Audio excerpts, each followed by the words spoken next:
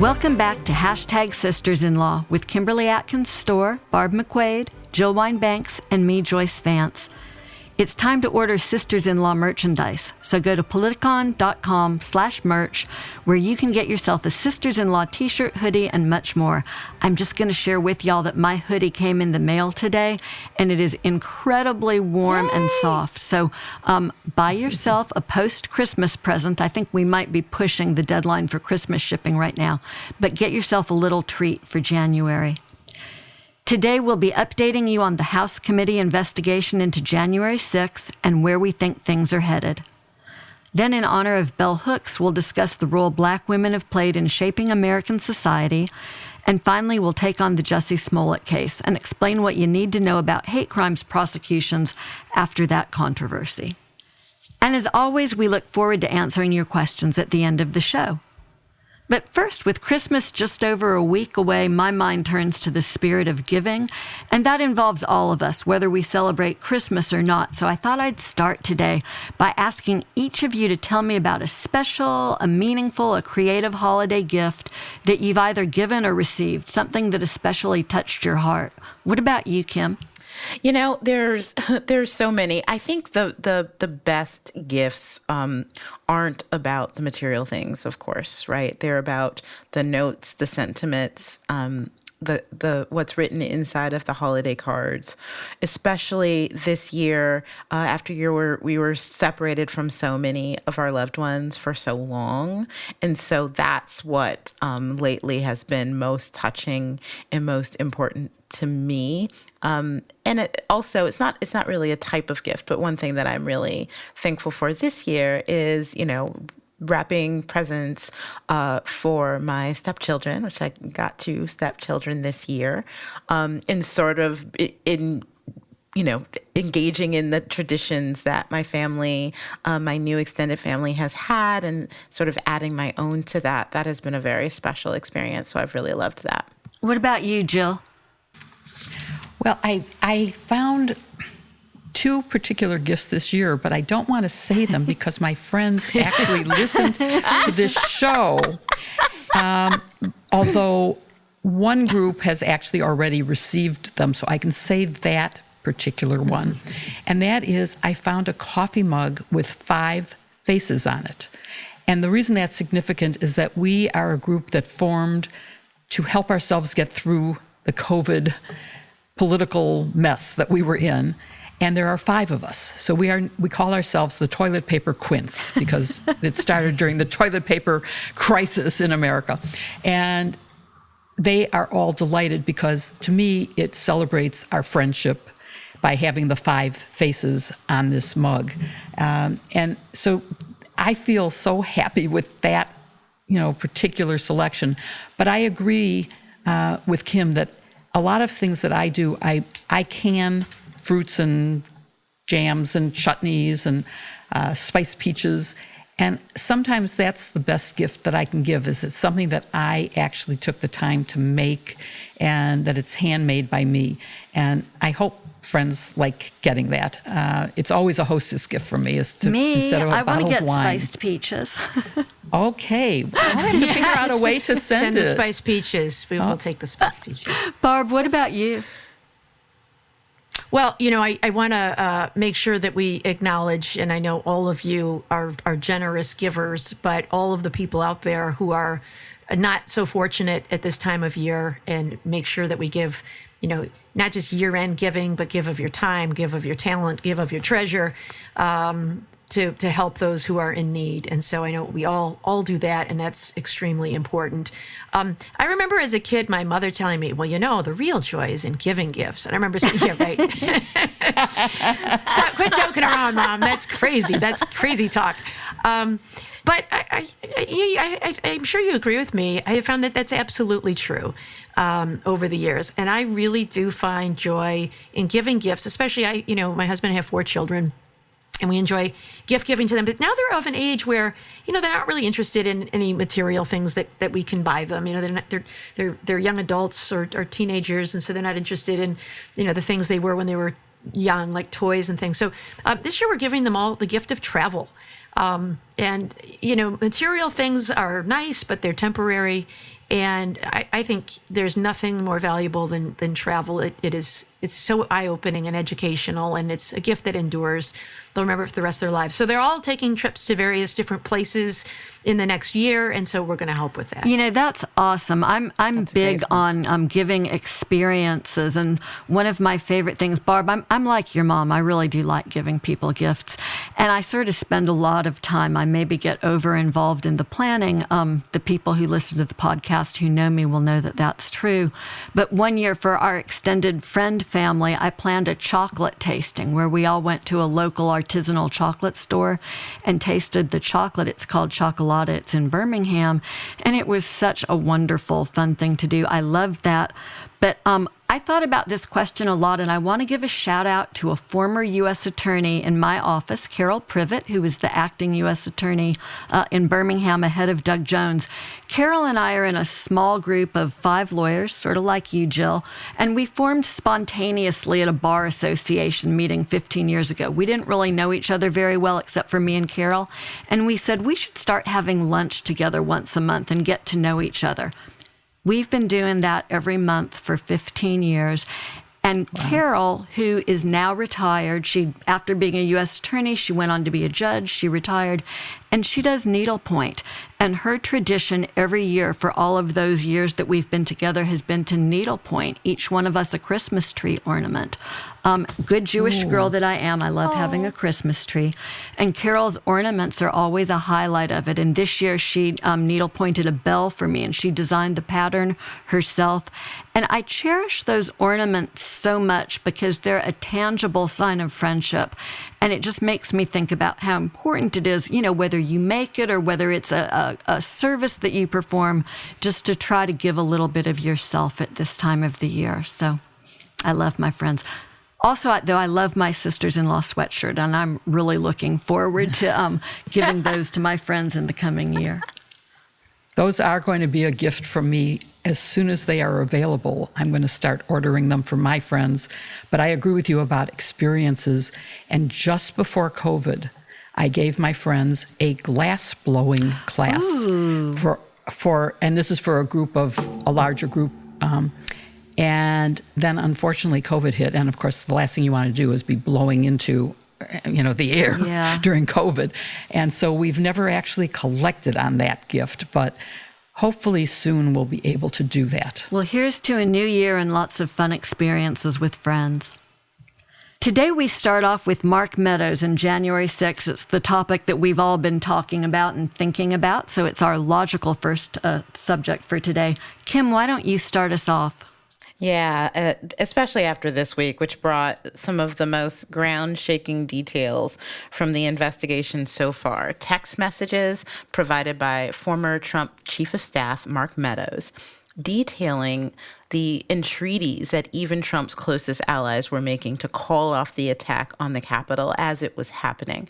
We also learned about the actions by some members of Congress, including Congressman Jim Jordan and Congressman Scott Perry, to press lies about election fraud and or try to circumvent the election process. So, Jill, I want to start with you. This week was a lot, and I couldn't help thinking the entire time, this is the Watergate of our time. This is what we're witnessing in real time. As Barb correctly noted, Meadows' texts are the Nixon tapes.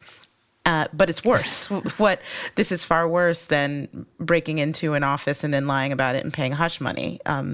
So this is where we are. And I wanted to start this conversation with you, Jill, having had the front row seat to Watergate and now seeing this. I want to get your perspective. So there's so much to say on this subject, Kim. It is way worse because, as you note, Watergate was a crime against justice, a crime, of cover-up, which was worse than the underlying crime of burglary. Here, the crime is a cover-up of an attack on our democracy. It was an attempt to keep someone in office who had lost an election. And to me, that attack on voting, democracy, the Constitution is far, far worse. So that's a difference between the two cases, but there are similarities. The crime was planned. In Watergate, Operation Gemstone included many illegal acts including the break-in at the Democratic National Committee. And it was presented to the Attorney General of the United States in his office at the Department of Justice. And for those of you who can remember Attorney General John Mitchell, who was always smoking a pipe and looking very serious, I just can picture him in that glorious, wood-paneled, elegant office at the Department of Justice, listening as an easel was put up and poster boards were passed, putting forward what this operation was. And it was with $1 million budget. And what did John Mitchell say? He didn't say, everything you're proposing is illegal, get out of here, that's ridiculous. He said, well, $1 million is a lot of money. If you cut the budget, then I could approve it. So they cut the budget and he approved it. Now, he was soon to become the head of the committee to reelect the president, but he was the Attorney General of the United States, not saying this is illegal. So that's outrageous. But clearly we now have compelling evidence that so was this coup, or whatever you want to call it, and there are many words for it, but whatever it was to take down our democracy.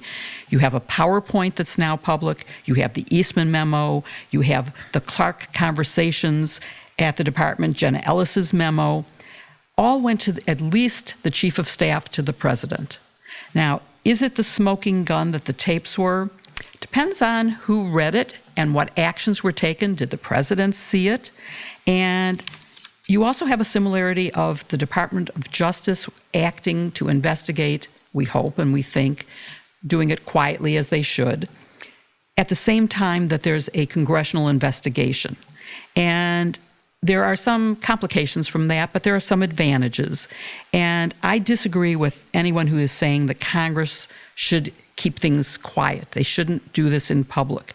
I think it's important for the American people to know what's being uncovered and to be part of the revelation, not as a report at the very end, but as it's being developed so they can fully comprehend it. And I don't think DOJ should hold back at all on going forward now, despite what Congress is doing or in addition to. I think that if Richard Nixon, he did suffer consequences. He had to resign. He left office in disgrace, but he was never indicted. I thought he should have been indicted, and I still think that had he been, maybe Donald Trump wouldn't have done what he did. He would have learned a lesson. And so I'm still with, that's where we should be now, is there should be indictments, and we don't have to wait until every potential crime is uncovered. Sometimes enough is sufficient.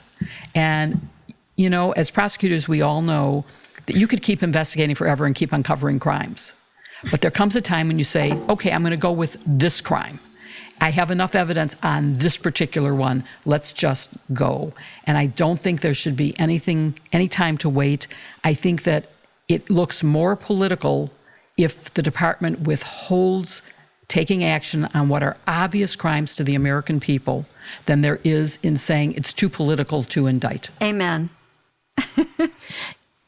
Yeah, you know, it's really interesting. One thing that the events of the last year and more have done is change my mind about Watergate. At the end, I thought that it was important, that national unity was important, and that bringing charges against a former president, I understood why that could have been difficult. I have completely changed my mind on that, and I wonder how things would have been different had that happened then. So, Barb, the January 6th committee referred Meadows to the DOJ on a criminal contempt referral for his refusal to cooperate fully. After supplying those tapes, he notified them that his cooperation was over.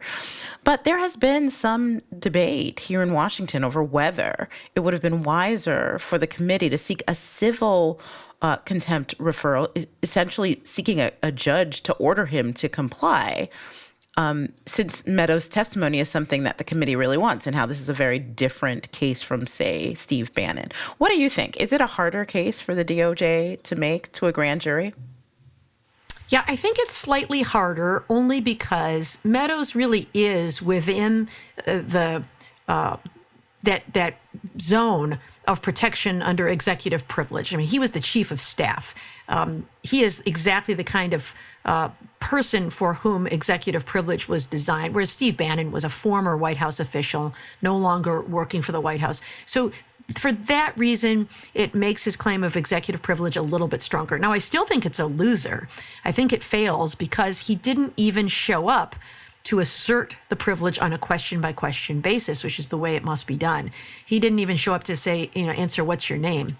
And so you have to be able to do that. I also think there are a number of reasons that the privilege doesn't apply here, including the fact that the current sitting president has waived it. So there are a lot of reasons I think it's a loser. But to charge someone with a crime, you have to show that they violated the law in the contempt context willfully. That is, they knew that it was illegal when they did this thing.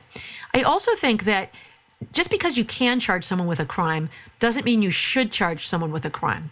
I think what they really want to achieve here is obtaining the testimony of Mark Meadows. And if you prosecute him criminally, you're probably not going to get the testimony. You can probably convict him and you can send him to prison and you can use that as a deterrent to others. And I think that's the path they've gone down with Steve Bannon. But I think the potential testimony from Meadows is extremely important. Unlike, Bannon may be important, but he's going to jerk you around it when he testifies anyway. So, maybe for him, making him the example by prosecuting him as a deterrent for others is the most useful strategy with him. But I think for Meadows, what they really want is his testimony. And so I think the Justice Department ought to be thinking carefully here, not only about criminal charges, but civil charges. I think if they were to file civil contempt, they could use that. The purpose there isn't to punish someone for refusing to testify. It is to coerce someone to testify.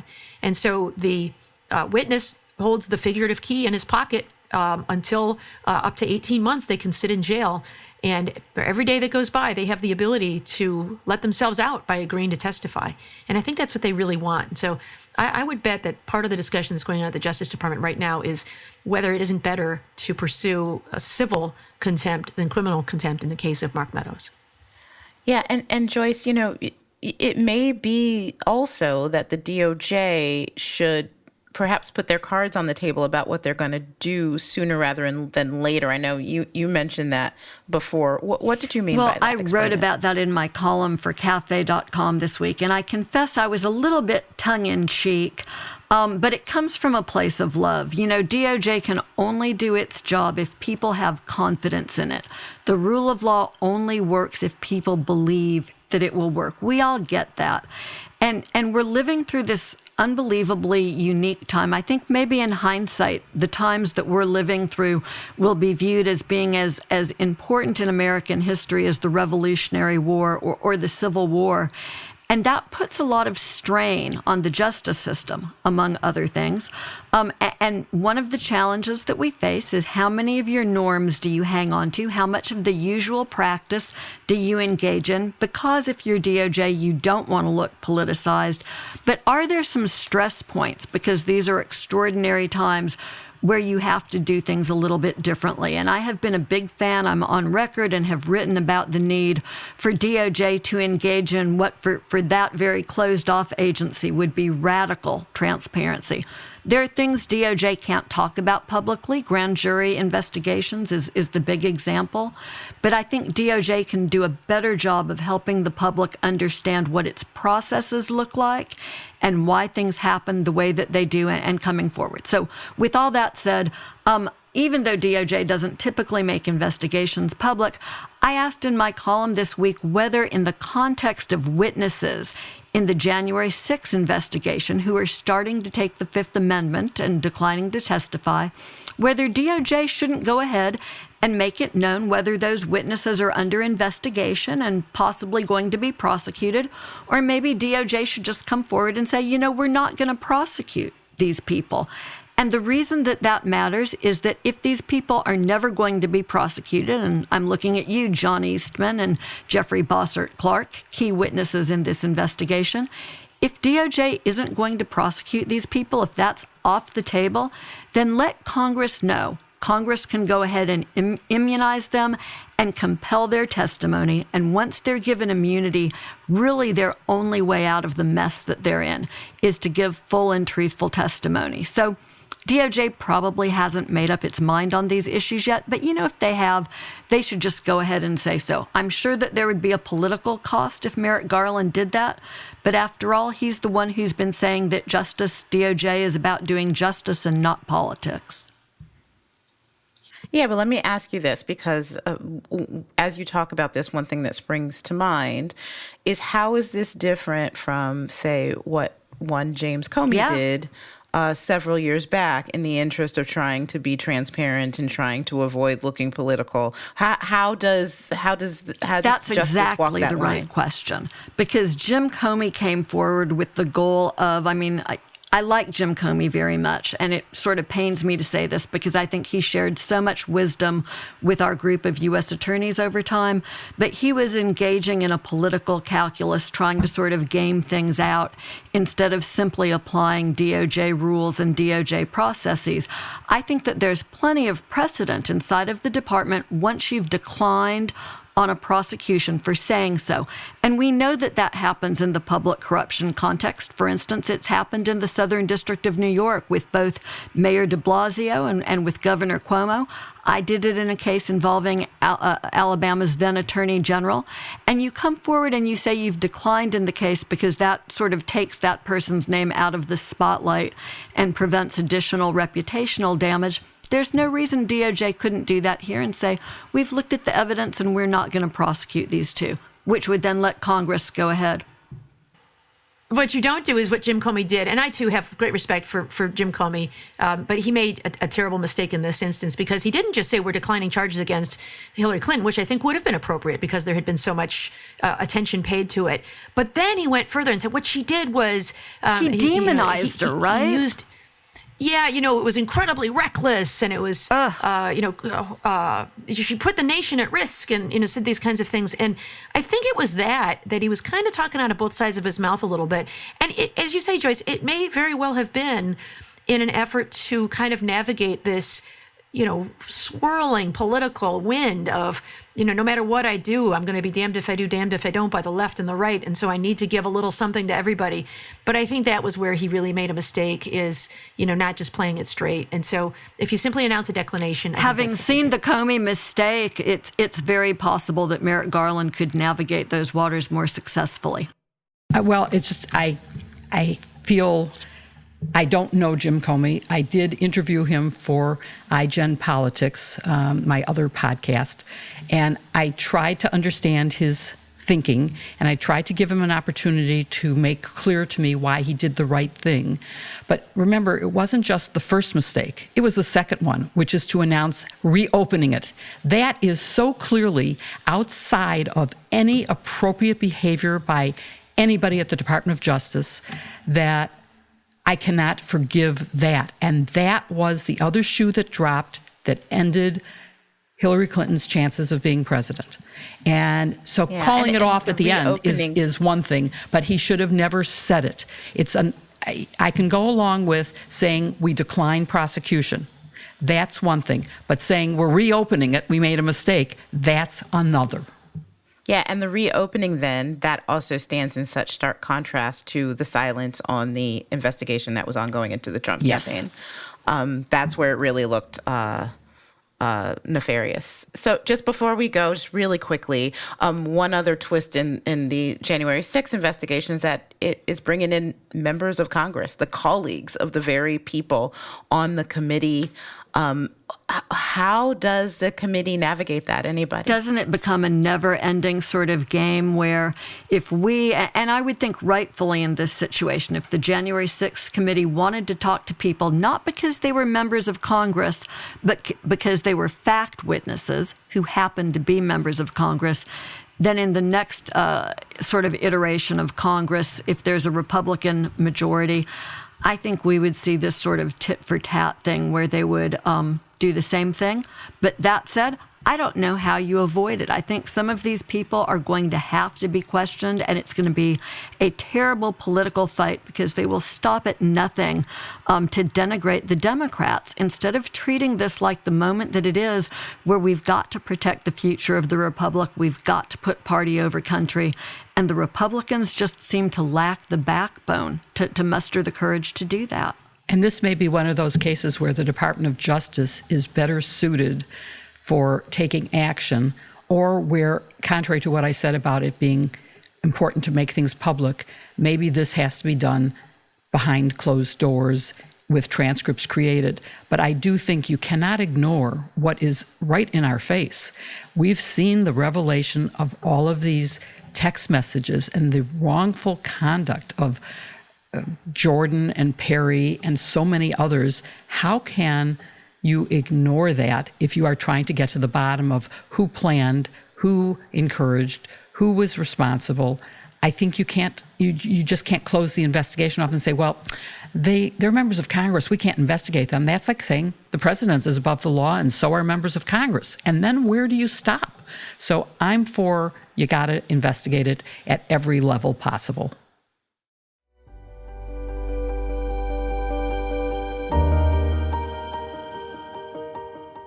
Well, as you know, there's nothing I love more than pockets except sustainable clothing. And that's why I love Girlfriend Collective. Joyce, what can you tell us about Girlfriend Collective? You know, I like sustainable clothing too, but for me, sustainable also means clothing that manages to stay inside of my closets.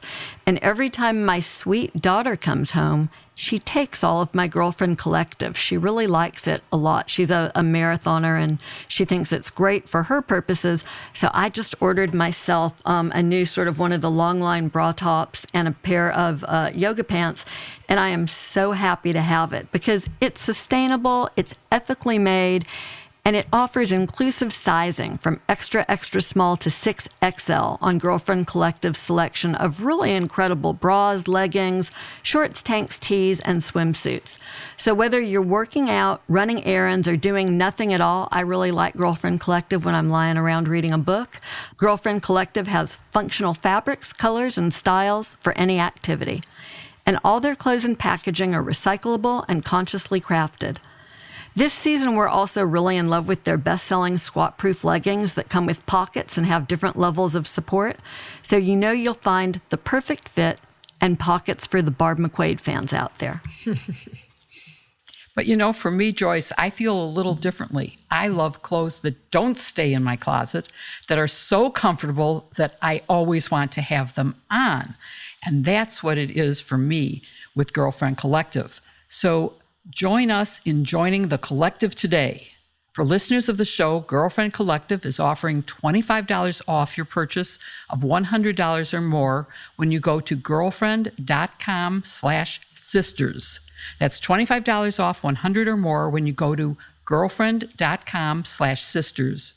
Girlfriend.com/sisters, or look for the link in our show notes.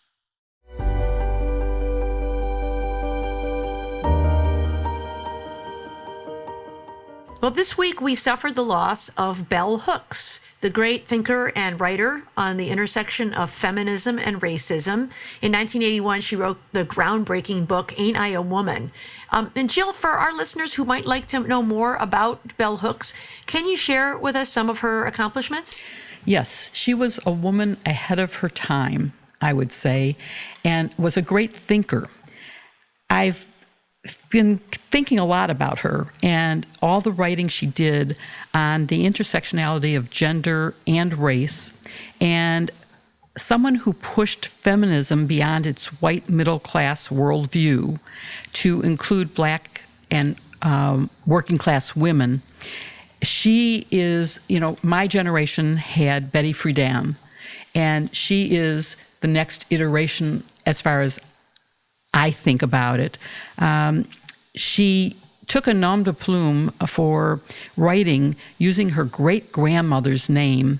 That's not her real name, but she wrote under the name of Bell Hooks, and she did it in all lowercase because she felt that she wanted to make sure that people focused on what she was saying, not on who was saying it, and that by using lowercase, that would help in that regard. I think that she said that, there had been a devaluation of women back during slavery, and that the sexual exploitation had continued well beyond that, and had led to, I would say in a way, she was ahead of the game in terms of critical race theory, because critical race theory also explores what are the consequences of the past on our current laws and on our current behavior. And so in that regard, too, she was ahead of things. And she explored feminism in a whole new way, and differences and inequalities among women, not just between men and women. And she created a much more inclusive feminist movement. When feminism first started, and I was quite young at the time, but old enough to be part of that early days. I mean, I was in law school when feminism really became a thing. It was a white woman's movement. And so I always wondered how we could bring in everybody into this movement, because women, and I have a lot of Black women friends who I've often asked, do you feel that being a woman was more damaging to you, or was being Black more damaging? And most of them have said being a woman. So obviously that means you want to have everybody included in the feminist movement. And she did that. And she wrote prolifically. I mean, she has over 30 books. Her first famous book, Ain't I a Woman, is actually based on Sojourner Truth's speech. And so she really goes back into history and is a quite remarkable woman that everybody should start reading more about and thinking about what she said back in the 80s that still is so meaningful today. Yeah, I think one thing that you mentioned there that I think is so important is, it's not a competition about what's worse, racism or sexism. It's all bad. And I think that sometimes people try to use that as a wedge to turn minority groups against each other. Like, racism's worse than sexism. No, sexism's worse than racism. They're all bad. And we need to understand those. Plus, when you've got both issues, those are additional bases of discrimination. So, Kim, I wanted to ask you, I saw your tweet when she passed that said, I cannot fully process the loss of bell hooks. I would not be who I am doing what I'm doing if not for her. I'm gutted. Tell us, what did bell hooks mean to you? Yes, so the loss was tremendous. It did feel like losing a member of the family, because I came to the writings of bell hooks when I was in college. I had read and known a little bit about feminism and the history of it but in high school and before that. But it was really only when I got to college and read bell hooks that I could see myself in that fight in a very specific way, a way that I recognized, and in a way that was different than it had been previously expressed, but I didn't fully recognize how differently it had been expressed, and why I needed that specific intersectionality where Black women fit into this. And it's not a clear and easy place. And all of the tensions that Jill talked about. And one thing that I say when people ask me, and I have been asked if, do you think you've suffered more from racism or sexism in your life? I say, I cannot answer that question because I have only been a Black woman. So I can't separate. I can't piece myself apart. B, I do know from experience something that is very specific and different from both of those things, which is misogynoir, which is a phrase that was coined by Northeastern University scholar Moya Bailey, and it is a specific place that is relegated. And I think that's what bell hooks was getting to, going back to slavery and the role that Black women played. Black women have been treated in such a very specific way in this country that it transcends the addition of just sexism plus racism. It's another thing entirely. And that's one thing bell hooks was putting into this conversation. You're right in that the phrase "Ain't I a Woman" is a quote from Sojourner Truth. It was actually a quote that she gave at the Women's Rights Convention in Akron, Ohio, back in 1851. And the reason why is when you had the abolitionist movement, it was almost entirely male. In fact, when there was the first big convention on abolitionists, women weren't allowed to speak. So people like Sojourner Truth, people like the women who became the founders of the suffrage movement went. They believed in that. They wanted slavery to end, and there was no space for them to speak. And that is what spun off the suffrage and women's rights movement and led to that convention in Seneca Falls, is because there was no place for them. And then Sojourner Truth, one of the women who spoke there in Seneca Falls, and other folks like Frederick Douglass found that when they put their full support behind the suffrage movement, there were people within it that wanted to exclude them too, because there were a lot of folks who wanted women to have the right to vote, but did not want Black people to have the right to vote. That didn't extend to everybody. They wanted white women to have the right to vote, many of them to advance the interests of white men, because that's what they thought that they would do, and that giving the vote to Black people, they thought actually was dangerous. So you see that. And that was happening within the feminist movement too. There was this tension between who is the leader. Is it Gloria Steinem? Is it Shirley Chisholm? Are they speaking the same thing? And when they're not in lockstep, is that a problem? And that's exactly what Bell Hooks was getting to, but she got to it in a way that wasn't confrontational, that wasn't angry. It was bringing everyone to the table and making everybody, including white men, including other folks, realize how important it was for them to be at the table, and really pushing against this idea that those who oppose feminism were trying to dismiss it as, angry women who hate men. She's like, no, I don't hate men. I don't hate men at all. In fact, I really want men to be a part of this. Or, they're all lesbians. She's like, oh, no, some of them are lesbians, but some are not. And, this is about everybody. This is something that's, trying to demystify and destigmatize what feminism was and creating space rather than creating conflict. And it seems so common sense to me. And so she's one of the people, along with Ida B. Wells, along with Phyllis Wheatley, who, as a journalist at the time that I came to know her, I was a pre-law journalism student in college. And so in all of those spaces, these are the women that I really thought I wanted to spend my life making them proud. So that loss is certainly tremendous. I love it when people identify what is common sense, but as yet undiscovered, and you recognize something and they name it, right? And you say yes. Yeah. All too rare, but Exactly. it excites me because it makes me wonder what else is out there where we make certain assumptions, and when somebody finally has the clarity of vision and voice to make us see it, we realize how absurd some of our assumptions about society are. Joyce, you shared with us earlier in the week that the loss of Bell Hooks was very emotional for you. Can you share your thoughts? Well, mine's not as cerebral as Kim's, but I first learned about Bell Hooks as a child's book author.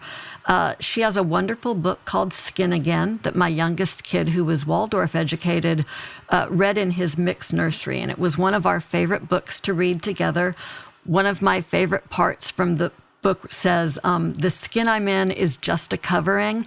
It cannot tell my story. If you want to know who I am, you've got to come inside and open your heart way wide. It's a really beautiful book that we read together a lot, and I passed that book on actually to some of our friends when he got too old for it. I like to think that story is out in the world, convincing people to love each other without any sort of hesitation or reservation. And it wasn't honestly until many years later that I experienced her writing as a feminist writer and as someone at the intersection of race and gender. But that simple message from the children's book, the child's book of love and of inclusivity, I think it's interesting, Kim, it resonates so much with the way you talked about her writing struck you as an adult. She had a unique ability to make us see the value in each other. And that's something that we need more of in this world. Can I add another quote? Because when you talk about love and how wonderful that was, she described herself as a Buddhist Christian, and talked about a very famous Buddhist monk, Thich Nhat Hanh. And she said that love was the only way to overcome what she called the imperialist white supremacy capitalist patriarchy, and said, I believe wholeheartedly that the only way out of domination is love. And I think that's just such a beautiful thought. And I didn't know about the children's book, but I want to know, say the name again so that I can get it for anybody I know who has young enough children. We should put a link to it in the show notes, because I actually went to check, and it's available on Amazon. We always call it The Skin I'm In, because that's actually our favorite line from the book, but it's skin again.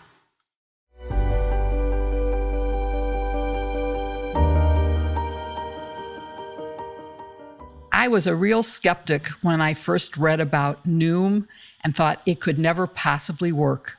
But it certainly does. It's an amazing product. It's an app that I love. I really like Noom too, Jill. I feel like the food I've been eating has been a lot more healthy and in the right combination, so that I feel better overall. To me, that's the big advantage of Noom. I have nothing against a little bit of weight loss after a pandemic of, eating way too much in the way of homemade baked goods, but it's mostly the healthy aspects of Noom that I like. The app is really easy to use, and it becomes a powerful tool the more you use it, that shows you how you can understand your cravings and build new habits to reach your goals. Yeah, I'm a real believer in Noom. I never used it before. I tried it because we had an opportunity to explore it with our podcast, and it has been life-changing for me. I'm much more mindful about what I eat. I'm eating a lot more vegetables, a lot more lean meats, a lot less starches and carbs, and just kind of the empty calories of all the things you put in your mouth all day without really giving a lot of thought to it. So I feel great. I've lost a lot of weight, and as you say, Joyce, mostly I just feel really healthy and energetic and fit. And I really can't say enough good things about Noom. It's a terrific, terrific app. And I got to see you recently, and I know how great you look. And I bet you're eating a lot of grapes. Right? Yeah, grapes, not raisins. It's all about choices. Noom is big on grapes. Noom shows you how to pursue the goals you set for yourself and make sure you reach them, focusing on motivation and improvement, not diet teas and airbrushed expectations. No food is off limits. It's about finding your balance. That's the key to progress. And if you're like us, you're busy. So I love that Noom only requires 10 minutes. Honestly, I do it in about 5 minutes a day. You overachiever, you Joyce. I'm just a fast reader. Over 75% of Noomers end up finishing the program, and more than 60% of users lose 5% or more of body weight in 16 weeks. 60% of engaged users keep the weight off for a year or more. That's progress. So with Noom, you can get empowered and stay on track. So start building better habits for healthier long-term results. Sign up for your trial at noom.com/sistersinlaw. That's NOOM.com/sistersinlaw to sign up for your Noom trial. Look for the link in our show notes.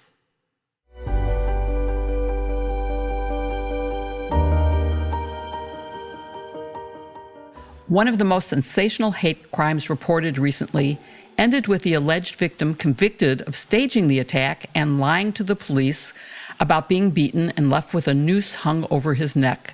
And this all happened, by the way, just outside NBC's Chicago studio. And he claimed that racial and homophobic slurs were being shouted, and he was beaten up. But the victim was a celebrity, Jussie Smollett, a star of the Fox drama Empire, where his role was hailed as groundbreaking for its positive depiction of a black gay man on television. There's a complicated history to this investigation, with charges brought and then dropped, the Cook County State's Attorney Kim Foxx almost losing re-election because of her handling of the case, or some would say her mishandling of the case, including conversations she had with Smollett's family at the request of Me Too's Tina Chen. So before she dropped the original charges against Smollett, a special prosecutor, who is the former U.S. Attorney Dan Webb, was brought in to investigate and bring new charges, and he is the one who ended up trying the case that ended in Jussie Smollett's conviction. And it's more that I want to use this as an opportunity to talk about hate crimes, prosecutions more generally than this particular case. So, Barb, could we start with just defining what is a hate crime? What are the elements of a federal hate crime? Because, of course, it could vary at each state. Yeah, so there's a federal statute. It's sometimes referred to as the Shepard-Byrd Act. It's named after Matthew Shepard and James Byrd, who were victims of hate crimes. It's passed in 2010, and it's a federal statute that allows prosecution. It requires that someone willfully cause bodily injury or attempt to do so because of the victim's actual or perceived race, color, religion, national origin, sexual orientation, gender identity, or disability. There's also an element, because it's a federal offense, that the crime affected interstate or foreign commerce. And so kind of the key there is the motivation. Ordinarily, motivation is not an element of an offense. It might be, something that helps a jury understand why somebody did something. But if I say intentionally kill my husband, just hypothetically, of course, it doesn't really matter whether I do so because I'm jealous or because I want to recover life insurance money. If I intentionally kill him, that is a crime. But hate crimes bring with it, number one, this willfully causing injury, but you also have to prove that the motive was because of the person's race, color, religion, etc. And so that's what makes it a hate crime. And the reason we have these hate crimes on the books is because it recognizes that when you attack somebody because of their membership in a particular group, not only has that individual been victimized, but everybody who shares that characteristic with the group now feels less safe. And so it is a recognition that our society does not tolerate those kinds of crimes. And then state laws, and most states also have some sort of hate crimes statute. All but 5, Arkansas, Indiana, North Dakota, South Carolina, and Wyoming, still do not have hate crimes on the books. Georgia did not for a long time, but did enact one after the Ahmaud Arbery killing. And many states that do have hate crime statutes don't protect victims on all of those same bases that the federal statute does. For example, Michigan and many other states do not permit hate crime prosecutions on the basis of a victim's sexual orientation or gender identity. But I think hate crimes are really important. When I was the U.S. attorney here, we brought some. I can remember one in particular where someone was assaulted, a man, because he was gay. In fact, the perpetrator admitted that he attacked him because the man was gay. To make it a federal offense, you have to show some impact on interstate commerce. But this attack occurred in the store portion of a gas station. And because that gas station bought and sold gas in interstate commerce and soft drinks and potato chips and all those kinds of things, that interstate commerce element was satisfied. So, Joyce, I was going to ask you whether we need hate crimes when the defendant can be prosecuted for murder or assault in state court. And Barbara has sort of started along the answer of that, but can you add to that as to the need for hate crimes? Sure, because Barb does a great job of laying out one of the key reasons it's important to have the possibility of federal hate crimes prosecutions in order to vindicate these sorts of interests and help people feel safer. Typically federal hate crimes prosecutions happen when the state either fails to prosecute or when there's an acquittal that's unjust on the facts. But sometimes you will see these secondary prosecutions where even after a state conviction, there's a federal prosecution. That's happened recently with Derek Chauvin, who was convicted of the murder of George Floyd in state court and who has just pleaded guilty to federal hate crimes charges. We'll see that again with the murderers of Ahmaud Arbery in Georgia. And one thing that these federal cases do is they provide a little bit of insurance, just in case there's a problem with the state conviction on appeal. If that state conviction gets reversed in whole or in part, then you still have the federal prosecution that stands independently behind it.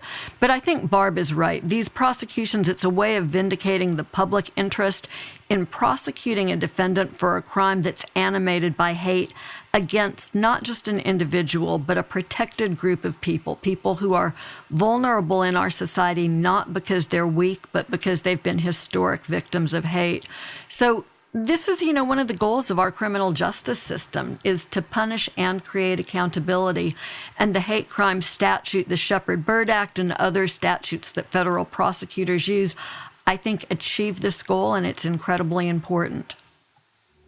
Kim, can you follow up on Joyce's very, very excellent answer and talk about more generally civil rights violations like Derek Chauvin just pleaded guilty to, and why we need both hate crimes, civil rights crimes, murder or assault at the state level, as well as these federal acts? Yeah, I totally will. And I will add another one. I think we also need a federal domestic terrorism statute, which does not yet exist. But I think the point that Joyce made was really important, that people can face federal charges even if they're already convicted of a state crime. It can be done concurrently. I think some of these charges are important, as Barb said, to state, publicly as a matter of societal benefit. This is the kind of conduct that we will not tolerate. And I think sometimes it's also helpful when there is a situation like the horrific lynching of Ahmaud Arbery, where there was no hate law in place to charge the perpetrators with. That was hurtful for that community. And so you need that there.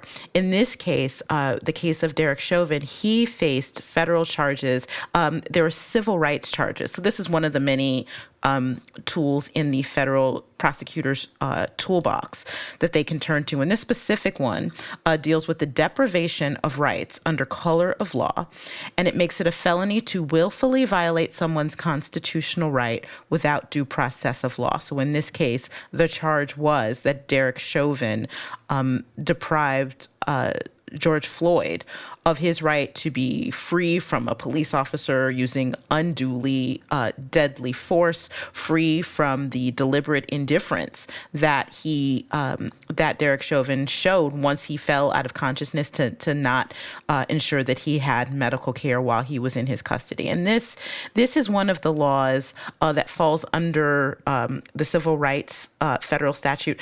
It's known as the Ku Klux Klan Act, in part because it grew out of the practice during Reconstruction and beyond of police officers essentially terrorizing Black people and Black communities, and also people acting as police officers. There's one that's under color of law, which is what police officers tend to be charged with. There's also a different kind that can be charged to private citizens who deprive people of their constitutional rights as well. And this sort of umbrella sort of grew out of that. You don't have to be Black to have your civil rights violated, but that's the background of it that sort of shows how these tools, with more recent laws, like the hate crime federal statute that Joyce talked about, can be tools for prosecutors really to get at these crimes that go beyond allegations of murder, recklessness, arson, other things that people can be charged with. Often these charges also come with really steep punishments, steeper than they might be if they didn't exist. For example, if someone burns down a church, the crime of arson may not come with a very high punishment, but a hate crime does. And that can make it really important to have that in addition to the other charges.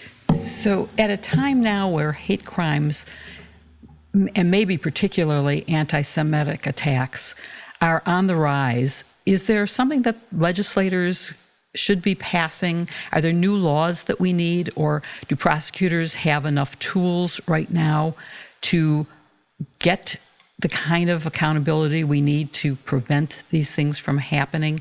And we've seen so many of these hate crimes, including the death of Heather Heyer in Charlottesville, Virginia, at the Unite the Right rally. And are there new laws that we need to be looking for, that we should be suggesting that Congress pass, or that state legislatures pass? Yeah. So to me, I think the Unite the Right attack and the death of Heather Heyer points is a great example of the need for a domestic terrorism law. To me, that was domestic terrorism. That was someone who was seeking to do more than just injure the people that were in front of him in his car. And there is no federal statute of that kind. Some states have them. They're uneven, the kind that have them. We know in recent news that Michigan has one because that they use that law to charge for a recent school shooting there. But that state defines it as an act. Domestic terror is an act that is intended to intimidate or coerce a civilian population. And I think there was a lot going on in Charlottesville, Virginia that weekend that was intended to intimidate and terrorize a civilian population. And so not all these acts will be the same, right? Sometimes you will need some of these laws and sometimes you will need other ones. But I definitely think that would be a move in the right direction.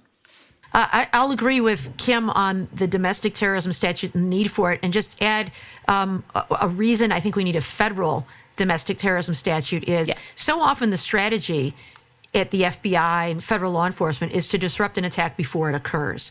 But you need to be able to open an investigation into a federal statute. And so if you have information that there is a plot afoot involving a mass shooting or a vehicle-based homicide plot, you can't open that as a federal offense. So only the state can investigate that. And although states do have, as Kim said, some states have these statutes on their books, they often don't have the resources to do a proactive, before the fact investigation into a conspiracy or an attempt. You have to wait until the crime occurs and then you can charge people after the fact. But of course, that means, people are dead and there are victims. And so I think that having a domestic terrorism statute would allow us to intervene just as we do in international terrorism cases, and also bring with it kind of the moral equivalency of international terrorism to domestic terrorism. And one other crime I would suggest, or a modification I would suggest to the Shepard-Byrd Act, I've seen this in the Sixth Circuit. I don't know what the law is of all the circuits, but in the Sixth Circuit, the court has held that you must show that this motivation, that it was based on the person's race or sexual orientation or whatever it is, must be the sole motivation. And that can be difficult, if not impossible, to prove that something was the sole motivation, because you can almost always say, well, that was part of my motivation, but I was also in a fight with them, or I was really mad at them. I mean, even in the Arbery case, and I agree with you, Jill, it was absolutely a hate crime. You would say in that case, the evidence was 911, what's your emergency? There's a black man running down the street. That's what got their attention. So I think that shows absolute racial animus there. But I think what a defense attorney could say is, well, yeah, it was race, but it wasn't just race. It was also this desire to apprehend a thief. And so because it was a mixed motive, you can't say this was a hate crime. So I think it's just a statutory fix that would say something like based in whole or in part on race would be a much better way. It would just give prosecutors a better tool and would allow that defense from always trumping prosecution. It's important to have laws at your disposal as a prosecutor. And I have to confess that I never felt like I didn't have all the tools that I needed in these situations. We worked pretty closely with state and local folks, and we're always able to get the job done, but more laws is generally better if you're a prosecutor and an investigative agency. The one thing, though, that transcends the need for laws is the need to have relationships. If you don't have intelligence about what's going on the ground, then you can't head these sort of incidents off after they happen, and you can't really work on them effectively. So one of the most important things, not just for prosecutors, but for law enforcement leaders to do, is to be out in the community and to engage with groups that are at risk. I remember this point in time where we learned that our Sikh community in North Alabama was getting a lot of, not high-level threats, but graffiti on the wall, phone call sort of threats, and they had never called law enforcement. And the reason that they hadn't called was because they didn't know who to call.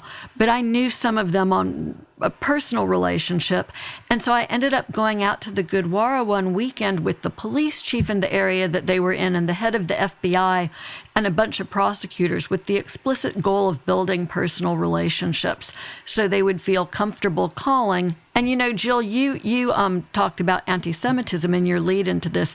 Jews often have this feeling of don't be a shada on the goyim, right? Don't call attention to yourself.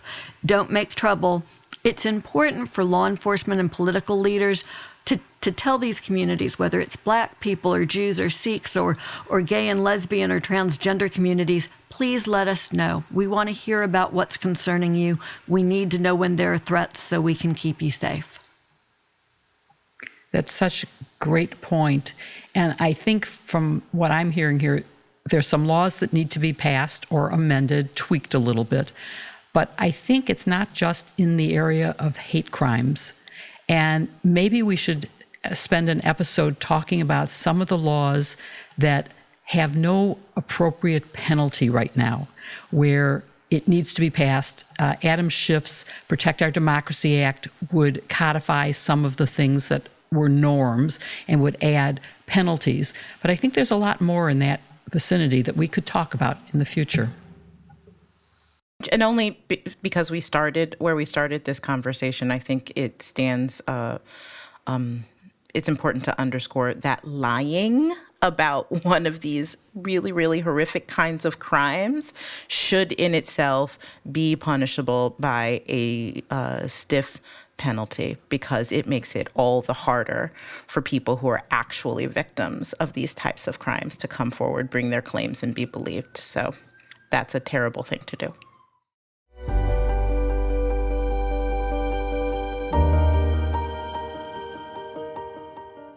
In these times of stress, when we all need to relax a little bit, I have found a new app that really helps me. It's called Headspace. And I'm just wondering, Barb, have you tried Headspace? I have. And Jill, I have never been a big one for meditation. I don't like breathing exercises. It freaks me out. It makes me think I'm going to stop breathing. But I do like some of the meditations on Headspace, because they've got something for everything. They've got it for study apps for people who are having anxiety about, school or other things. There's a great one about just controlling your reactions to things, like in traffic.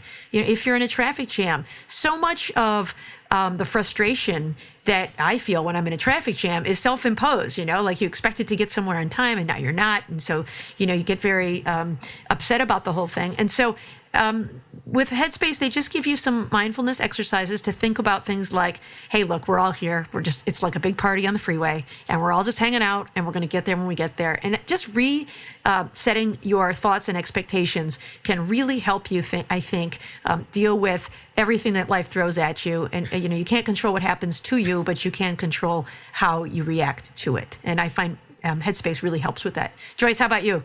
I'm like you, Barb. Although I've done yoga for a long time and I do have a meditation practice, I'm always freaked out and I think, I don't breathe right. I can't breathe in for 4 counts and hold it in for 4 counts, and then I get stressed out. And actually, that's really changed for me with Headspace. But in a funny way, I've been using their nighttime relaxation exercises. And they're these sort of fun, quirky stories. There's one about a midnight laundrette. There's another one about a cat marina. It sounds crazy, but I keep making my family listen to them to go to sleep. And they're fabulously soothing. They always start out with a little, wind down exercise. And often it's a breathing exercise. And I've taken that breathing exercise into the day. And for the first time, I'm not questioning whether, am I breathing right, which is crazy. And we could all use a little bit of reassurance that we're doing things as basic as breathing properly. So I've really liked it. And just using the Headspace app for a few minutes each day, I really do feel better. It's helped me ditch unnecessary stress and anxiety, something that we could all use right now. And you really have to try it to feel the difference. Let's give it a try now. So sitting comfortably, just taking a big, deep breath, in through the nose and out through the mouth. As you breathe in, noticing how the body expands. And as you breathe out, just watching the body soften as you gently close the eyes. And rather than the mind leading the breath, allow the breath to lead the mind. Notice the sensation of the breath. Notice where you feel it in the body. If you need to, you can just gently place your hand on the stomach. And just following that rising and falling sensation. Nothing else to do, allowing thoughts to come and go. And then when you're ready, just gently opening the eyes again. Life is confusing enough, but meditation doesn't have to be. Headspace is your convenient dose of meditation, mindfulness, and sleep exercise to relieve stress and anxiety and help you get a good night's sleep, all in one app. Headspace makes it easy to catch your breath and make time for your mental health. It's science-backed with a study proving just 2 weeks of Headspace can reduce stress by 14%. Meditation works. Find some Headspace at headspace.com/sisters and get 1 month free of their entire meditation library. This is the best Headspace offer available. So go to headspace.com/sisters today. That's headspace.com/sisters and use promo code SISTERS or look for the link in our show notes.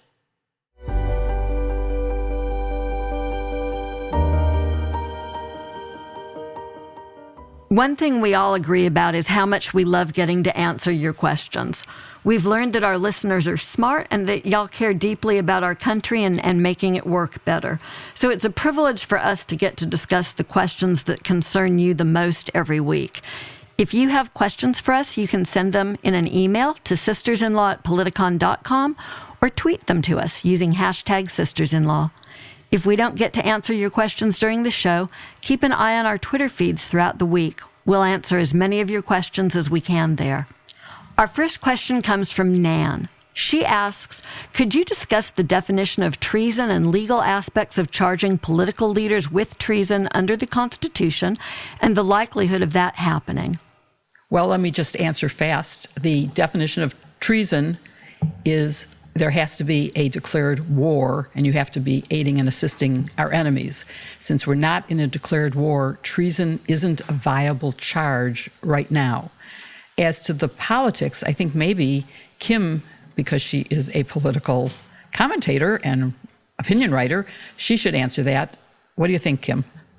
Yeah, I mean, I think the biggest impediment against bringing such a charge is that it would be so rare and certainly unheard of in our modern times. That combined with the political environment really disincentivizes the Justice Department for lodging that kind. Just think how carefully Attorney General Merrick Garland is moving, even in deciding whether or not to enforce a subpoena to bring criminal charges for criminal contempt. So now magnify that to the level of treason and the political impact that could have. And I think that makes that very, very unlikely. You know, Kim, I hate to say it, but that makes me think of a Saturday Night Live skit that they could write, right? Merrick Garland tries to decide whether to charge treason. The possibilities are endless there. Our next question comes from Nancy Siska. How can DOJ ignore the compelling evidence unearthed by the Select Committee? If they are conducting their own investigation, when can we reasonably expect to hear from them? Barb, what do you think? Yeah, I think we should not assume that DOJ is ignoring the compelling evidence unearthed by the Select Committee.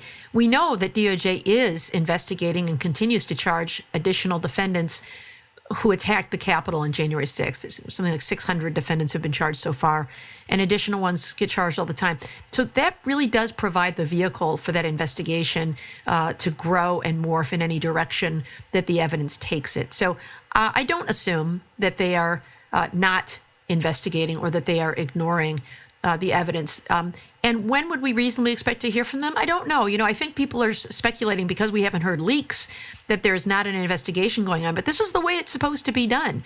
If you're conducting a grand jury investigation, the rules say you have to keep that private. You can't disclose any of that. So it's quite possible that they're working like a duck, you know, swimming serenely and calmly on the surface of the water and paddling like mad underneath. So when can we reasonably expect results? You know, it's hard to put a timetable on these things. Robert Mueller took 18 months to investigate. And so, you know, that would put us at the middle of next summer. So I know nobody wants to hear that because we all want charges yesterday. But I think it's still possible. I also think that it could be that they're waiting to let Congress do the heavy lifting here to avoid political accusations of, you know, delving into matters of politics. But if and when Republicans control the House and shut down the investigation, DOJ could be poised to take it over and absorb some of this evidence. So I haven't given up hope. You know, I think that's a really good point, Barb, because I heard Liz Cheney this week repeatedly use language that came straight out of criminal statutes. And while we all know it's no secret that Merrick Garland has been hesitant to take action that could be perceived as unduly political, it would be an entirely different ballgame if this bipartisan committee were to refer criminal charges over to DOJ. And I have wondered, I have no insider knowledge of any kind, but have wondered whether or not DOJ might be watching the evidence unfold, continuing, as you say, if they are investigating, to do it in the best traditions of the department, in total secrecy, and waiting to see what kind of referral they get. Like you, I'm not counting DOJ out either. I agree, and I want to add a perspective from Watergate, where we had a Senate Select Committee at the same time as we were investigating. The Senate Select Committee was doing it in public, something that I look forward to the January 6th committee doing, because I think it brings the American people along with knowledge that they need to be brought to a point of accepting what the evidence is. And we did it in a way that the Congress did not interfere with our prosecution by, for example, immunizing someone we thought was a key potential defendant. And we didn't do anything that would in any way interfere with their getting the evidence to the public, which is a different purpose than prosecution. And Barb, you're absolutely right. What they are doing has to be kept confidential. Grand jury rules are that it is secret and can only be revealed once you return an indictment, or, as we did in Watergate, by asking the court after an indictment for specific permission to give grand jury evidence to the Congress for a special particular purpose. And that is an exception to grand jury secrecy rules. Our last question, totally shifting gears, comes from Janice. Janice writes to us, "My eldest son is currently in his senior year in college and is a poli-sci major. He plans to apply for law school but wants to take a gap year first. Do you have any advice for him about the best way to use the gap year that would increase his chances of being accepted into law school, preparing for the LSAT, exploring specific types of internships, community service, etc.? Who wants to take a stab?" I might start from a different perspective, which is, there won't be a lot of time if he's just taking 1 year and the application process hasn't started yet. But spend some of that year thinking about why you want to go to law school and being certain that is your path. We've talked about that a little bit before, that there are a lot of ways to do what you want to do, and it may or may not require a law degree. But beyond that, I would say, I think by now he already has a pretty well-rounded education and background. I would say whatever is lacking there, because the best thing about practicing law, that you're most successful in practicing law and getting through law school if you have a broader set of skills and knowledge to draw from. It's not just about practicing law. If an understanding of economics is important, an understanding of business and how the world works, an understanding of justice, social justice, is helpful in informing what you do. Depending on what you're doing, even the sciences can be a good background in the practice of law. So however you want to use that year to broaden that knowledge, then this is a great opportunity to do that. I love this question, and I want to add a couple things to what Kim said, although I agree completely. And the questioner, Janice, says, should he be preparing for the LSAT, exploring specific types of internship, community service? Those are all terrific things, but I would say exploring the world and exploring your own interests is important. My grand goddaughter, is taking a gap year right now, and I know she's going to end up wanting to be a lawyer. She's been very successful in mock trial, and but she is doing the most amazing things. She is working on a farm in Hawaii now, doing physical labor. She spent time in in France, and exploring Greece. And she is learning so much and having such great experiences that whatever she ends up doing in her life that year is going to be one of the most valuable she's ever had. I wish I were on a farm. I'll send you pictures. It's amazing. I'll just chime in that we have a lot of law students who work between college and law school, and I think just that wealth of experience really brings richness to the class. And so it's really great to have, some people go work as paralegals in law firms. That's a fairly obvious path. But we also have people who've done Teach for America or served in the military or worked as a barista or done manual labor.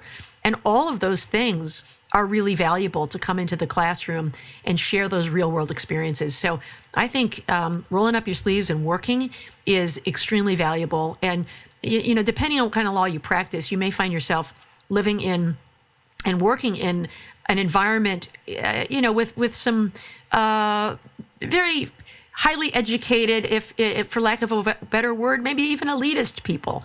And I think there's some significant value of working and understanding what it's like to be a laborer or a waiter or a barista, working in a public-facing job and understanding what that's like. I think that could be incredibly valuable and provide some really important insights that would carry anyone for a career. I really agree with that. Our oldest child, who's now a lawyer, did a gap year program called Impact Alabama. It's now called Impact America.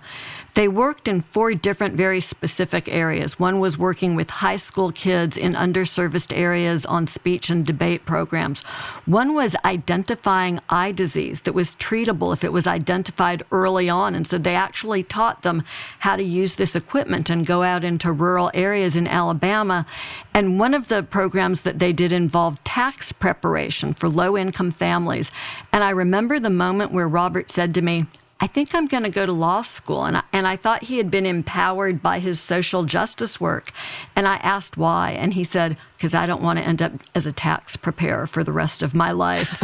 And he was actually very good and has continued to volunteer in that area. But what struck me is sometimes it's important to figure out what you don't want to do as well as what you do want to do. And to have that year to figure out your skills, I was really glad he did that. Thank you for listening to #Sisters-in-Law with Jill Winebanks, Kimberly Atkins-Storr, Barb McQuaid, and me, Joyce Vance. You can send your questions by email to sistersinlaw@politicon.com or tweet them to us for next week's show using the #Sisters-in-Law. Go to politicon.com/merch to buy some of our fun swag. This week's sponsors are Girlfriend Collective, Noom, and Headspace. You can find their links in the show notes. We hope you'll like them as much as we do. Please support them as they really help make this show happen. To keep up with us every week, follow #Sisters-in-Law on Apple Podcasts or wherever you listen. And please give us a 5-star review. It really helps others find our show. See you next week with another episode, #Sisters-in-Law. I just met a chocolatier who opened a special store in Evanston who has given herself, she said, I never had a nickname, which I share with her. So she named herself Journey because she's on a journey. And I thought that was just such a nice thing. You've never had a nickname, Jill? Well, game on. I think a new contest for our listeners is let's come up with a nickname for Jill, the Watergate girl who says she doesn't have a nickname. Now, there's a code.